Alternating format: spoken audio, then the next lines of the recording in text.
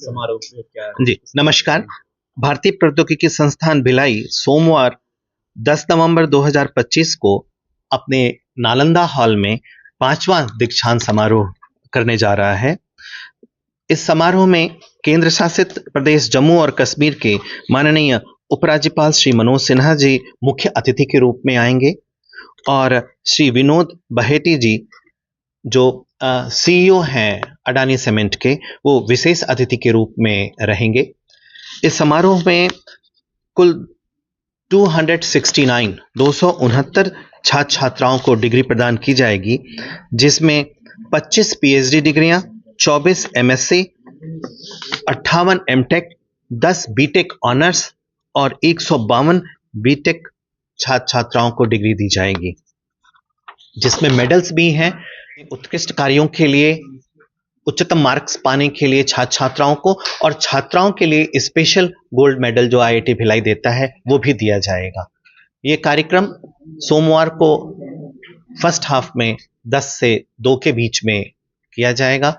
इस कार्यक्रम में उपस्थिति छात्राओं की, उनके अभिभावकों की और समस्त आईआईटी भिलाई के परिवारजन की होगी। सर, इसमें कई प्लेसमेंट भी इन लोगों का हो चुका है। इस जो भी यहाँ पे डिग्री प्राप्त करने जा रहे हैं बच्चे, वो एक खुशी की बात है कि वो सभी छात्र छात्राएं बाहर से आ रहे हैं, उन्हें कहीं ना कहीं जॉब मिला है, कहीं ना कहीं उच्च शिक्षा में लिए हैं और वो सभी इसमें सम्मिलित होंगे। एक खुशी की बात होगी और इस अवसर पे हमें ये भी एक सम्मान मिलेगा कि उन छात्र छात्राओं और उनके अभिभावकों को हम उनके साथ लंच और डिनर करना चाहेंगे इस कैंपस पर। यह भी हमारे लिए सम्मान की बात होगी। हमारे एक नया अनुभव मिला, उसके अलावा कि कैसे हम अपने विद्यालयों को, राज्य की, कैसे हम उनके उत्थान के लिए कार्य कर सकते हैं। तो उनकी एक ये हम्बल शुरुआत एक रही है विद्या समीक्षा केंद्र के थ्रू, और पुस्तक वितरण, विद्यालयों की स्थिति, और अब एक मुहिम जो इस कुछ महीनों से हम लोगों ने शुरू की है कि विद्यालयों के अध्यापकों की ट्रेनिंग, ये एक इम्पॉर्टेंट है। लेकिन अच्छी बात यह है कि आईआईटी जैसे संस्थान में छात्र छात्राएं और फैकल्टी, प्रोफेसर्स इंटरेस्ट ले रहे हैं कि विद्यालयों के शिक्षिकाओं की ट्रेनिंग की जाए। वो इसलिए भी जरूरी है क्योंकि अभी शिक्षा में बहुत बड़े बड़े परिवर्तन हो रहे हैं। शिक्षा नीति 2020 की ही वजह से नहीं, उसके अलावा भी देखिए तो आपकी जो एरियाज हैं जहां पर कि आगे जाकर के छात्र छात्राओं को जॉब मिलने की उम्मीद है, वो एरियाज चेंज हो रहे हैं। एक बड़ा परिवर्तन आ रहा है हर एरियाज में। अगर आप देखेंगे तो एआई और मशीन लर्निंग जैसे चीज़ों को आ रहे हैं, चाहे वो कृषि हो और चाहे वो मेडिकल साइंस हो और चाहे वो टॉप इंजीनियरिंग हो, कहीं भी हो एआई का बड़ा महत्व है, मशीन लर्निंग का बड़ा महत्व है। फिनटेक एक ऐसी एरिया है जो कि पूरी दुनिया के लिए एक, अभी आप सभी को कहने की ज़रूरत नहीं है, आप देख रहे हैं कि आर्थिक स्थिति को लेकर के कैसे दुनिया में टैक्स और चीज़ों का परिवर्तन हो रहा है, तेज़ी से परिवर्तन हो रहा है। तो फिनटेक भी, फाइनेंशियल टेक्नोलॉजी भी एक महत्वपूर्ण है। आदरणीय प्रधानमंत्री जी की पहल से जो यूपीआई ने कमाल किया है, अपने आप में एक जो विश्व रिकॉर्ड खड़ा किया है, वो फिनटेक की एक बड़ी देन थी। तो फिनटेक भी एक नई एरिया होगी। तो फिनटेक, एआई, मशीन लर्निंग, ऐसी एरियाज पे बच्चों को क्यों ना स्कूल के समय से ही कुछ शिक्षा दी जाए, ऐसा करके विचार में honourable lieutenant governor Jammu Kashmir Shri Manoj Sinha ji आ रहे हैं, जो खुद में भी आईआईटीएन हैं। वो आईआईटी से पास आउट होने के बाद उन्होंने समाज सेवा, पब्लिक लाइफ को चुना, उसमें आगे बढ़े। लेकिन समय समय पे हमेशा वो आईआईटीज़ को, शिक्षण संस्थाओं को, वो अपने अनुभव और महत्वपूर्ण भूमिका उनकी रही है जम्मू में, जैसा आप देख रहे हो वहाँ के शिक्षण संस्थाओं में। तो उन्होंने ऐसा शिक्षण संस्थाओं के लिए बहुत कुछ किया है। तो ये हम लोग के लिए सौभाग्य की बात है कि आपने यहाँ के लिए हाँ कहा, और वो 2 दिन अपना प्रवास यहाँ पे करेंगे। 9 को आकर के 10 को रह करके जाएंगे, और इस प्रवास के दौरान एक पेड़ माँ के नाम कैंपस पे लगाना, और कैंपस के कन्वोकेशन में भाग लेने के बाद कैंपस के लोगों के साथ थोड़ा विचार विमर्श, बातचीत करना, और साथ में भिलाई में जो इंजीनियर्स हैं भिलाई स्टील प्लांट में, भिलाई स्टील प्लांट में जो आज इतने सालों से बेहतरीन कार्य कर रहे इंजीनियर्स हैं, उनके साथ भी उनकी एक छोटी सी मीटिंग होने की संभावना है कि कुछ एक चुने हुए इंजीनियर्स के साथ, लोगों के साथ एक छोटी सी मीटिंग वो कर सकते हैं।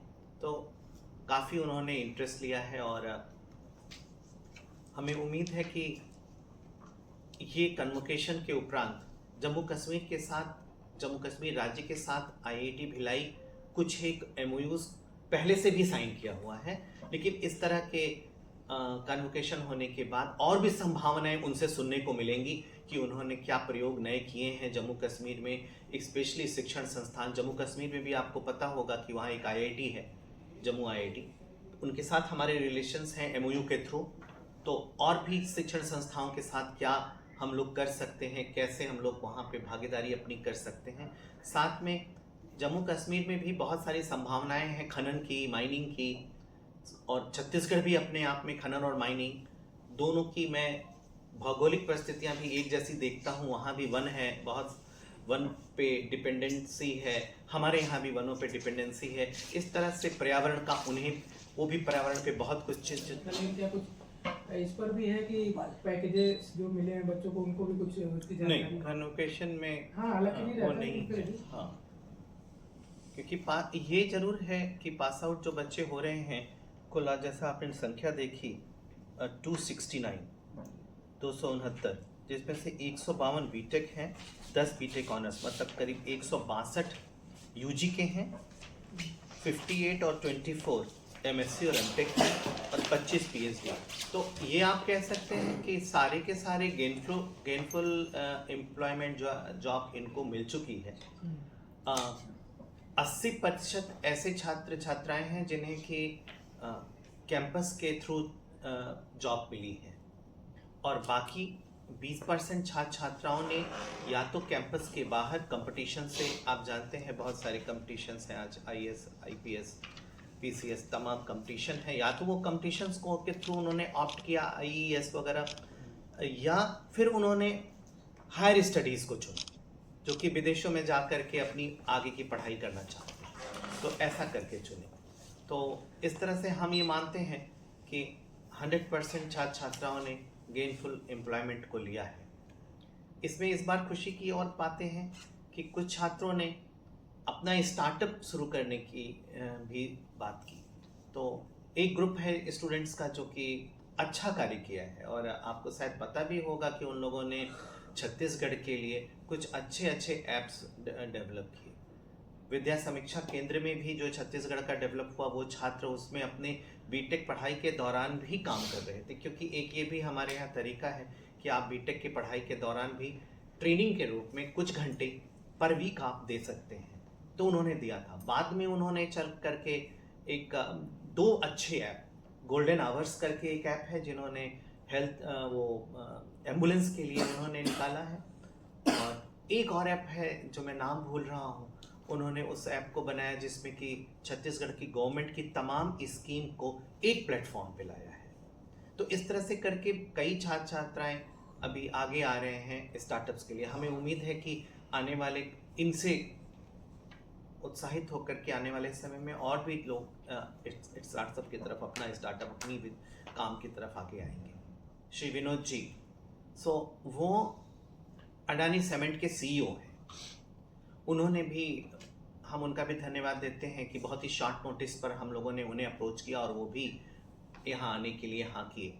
ये भी एक बड़ी बात है हम लोगों के लिए, क्योंकि जब मैंने कहा कि माइनिंग स्टेट है छत्तीसगढ़, तो यहाँ माइनिंग में 2-3 माइनिंग्स बहुत इंपॉर्टेंट है जो आप भी जानते हो। स्टील के लिए है तो लोहा है, आयरन ओर्स हैं, आयरन ओर के अलावा माइनर और भी ओर्स हैं, प्लस एक बड़ा माइनिंग है कोल एंड रॉक्स का, कोल एंड चूना पत्थर का, तो जिसमें कि सीमेंट भी एक इम्पॉर्टेंट महत्व रखता है। और छत्तीसगढ़ में अगर आप देखें तो सीमेंट की और राइस मिल्स बहुत ज़्यादा संख्या में है, अच्छे खासी संख्या में है। स्टील पे भी कार्य है। तो अडानी सीमेंट से हमें एक लाभ मिलेगा जो हम देखना चाहते हैं कि उनकी अडानी सीमेंट्स की पकड़ बहुत अच्छी है सीमेंट के एरिया में, खनन के एरिया में, माइनिंग के एरिया में, तो ये एक ऐसी एरिया है जहाँ पर हमें अपनी मजबूती करनी चाहिए। आईआईटी भिलाई इस एरिया में कार्य करने के लिए तत्पर है, कार्य करना चाहता है। हमने एक हम्बल शुरुआत की है, छोटी शुरुआत की है। माइनिंग नहीं है हमारे यहाँ, पर मेटलर्जी है। तो मेटलर्जी के बाद एक माइनिंग, और माइनिंग में स्पेशली कोल और सीमेंट, ये दो बड़े इंपॉर्टेंट हैं, क्योंकि मेटलर्जी आयरन ओर्स को कवर करता है। क्योंकि मेटलर्जी के भी दो पार्ट हैं, एक्सट्रैक्टिव मेटलर्जी और फिजिकल मेटलर्जी। एक्सट्रैक्टिव मेटलर्जी कुछ और नहीं, एक्सट्रैक्शन, ओर से आयरन स्टील बनाना, तो वो थोड़ा कवर कर लेता है। बट माइनिंग की जो बड़ी एरिया कोल और सीमेंट है, वो हम नहीं कवर कर रहे थे। तो जिसके लिए हम लोग कार्य करना चाहेंगे। तो ये एक अब मेरे लिए उपलब्धि अच्छी होगी कि अगर श्री विनोद जी के साथ अगर बातचीत करके हमारे प्रोफेसर्स, स्टूडेंट्स अगर कुछ आइडिया पाएँ, कुछ और कार्य करने के लिए कुछ MOUs साइन कर सकें, तो ये भी एक अच्छी एरिया खुल सकती है। शिक्षा पहुंचाने का घर तक, घरों तक। आपको पता है छत्तीसगढ़ में बहुत सी महिलाएं, बहुत से बच्चे नहीं आ पाते हैं स्कूल तक, क्योंकि वो कुछ कार्य में लगे हैं। अपनी दिहाड़ी पहले करते हैं और फिर तब अपनी खाना की व्यवस्था करेंगे, तब तो वो शिक्षा के लिए आगे आना चाहेंगे। तो ये एक सच्चाई है जिससे हम मुकर नहीं सकते। तो बट इस सच्चाई में हम शिक्षा कैसे वहां पे डाल दें? तो शिक्षा डालने का तरीका है कि जब वो शाम को अपने घर पहुंच जाते हैं, तो क्यों ना 1 घंटे ऑनलाइन माध्यम से हम उनकी क्लासेस उस गांव के ब्लॉक पर, उस गांव के स्कूल में, उस गांव में कहीं एक जगह पर, पंचायत पे, किसी एक जगह पे एक क्लास रखें कि भाई 1 घंटा बड़ों के लिए शिक्षा, 1 घंटा बच्चों के लिए शिक्षा होगी।